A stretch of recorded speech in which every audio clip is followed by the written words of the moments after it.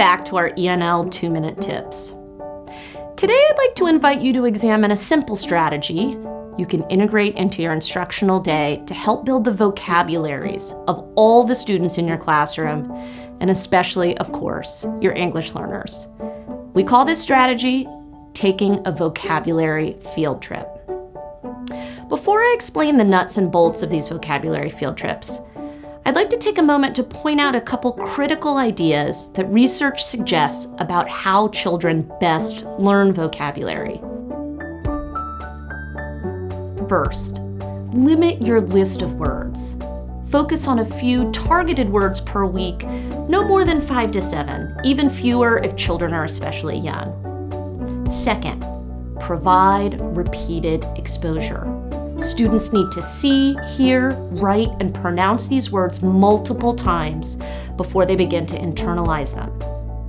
Third, integrate visual support.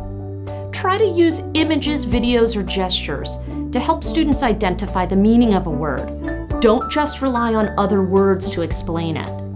And fourth, try to use the words or phrases in authentic contexts. Go beyond the dictionary definition. I say to students that to really understand a word, we need to be able to use our own words to explain it.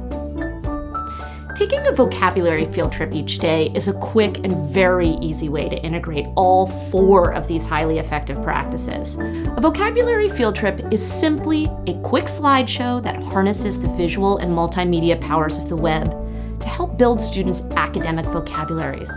Since most schools have access to the Google suite of tools for education, I'd like to show you how to create your own vocabulary field trip using Google Slides.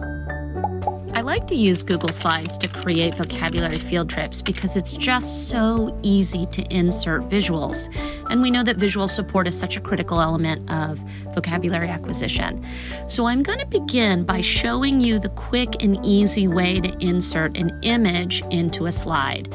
And I've chosen the word parcel. Parcel, we know, is a package, and we can talk about it using words, or we can use our vocabulary field trip to show our students what a parcel is. To insert an image, I simply go to the top, I select Insert, I select Image, and search the web. Now, this will allow me to very quickly search thousands of images that are free to use through Google. So I simply type in package and see tons of images that will help my students understand what the word parcel means. So I've selected one and I simply insert that onto my slide. Okay, so now when I talk about what a parcel is, and it means a package, that even students that might not be familiar with the word package will understand what I'm talking about. I might also choose to insert an image of UPS because, of course, students are probably familiar with the UPS logo, and the letter P in UPS stands for parcel. So a parcel is a package. I might ask my students if they ever have packages delivered to their home.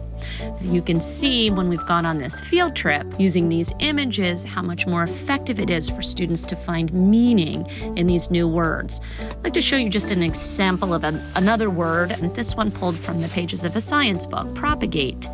I've selected 2 images here, one a field of dandelions, simply by going and searching for a field of dandelions up here.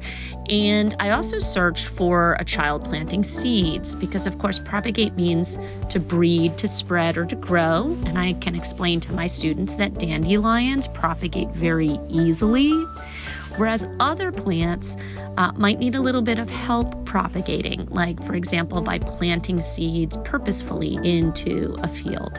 The other really wonderful thing about Google Slides and makes for such great field trips with respect to vocabulary is that you can also insert videos very easily. So the second word I'm going to teach is the word slick, which of course is a synonym for slippery. And I have found on YouTube a very funny video of a goat sliding on a slick patch of ice. So when you go to Google Slides, you can also insert a video.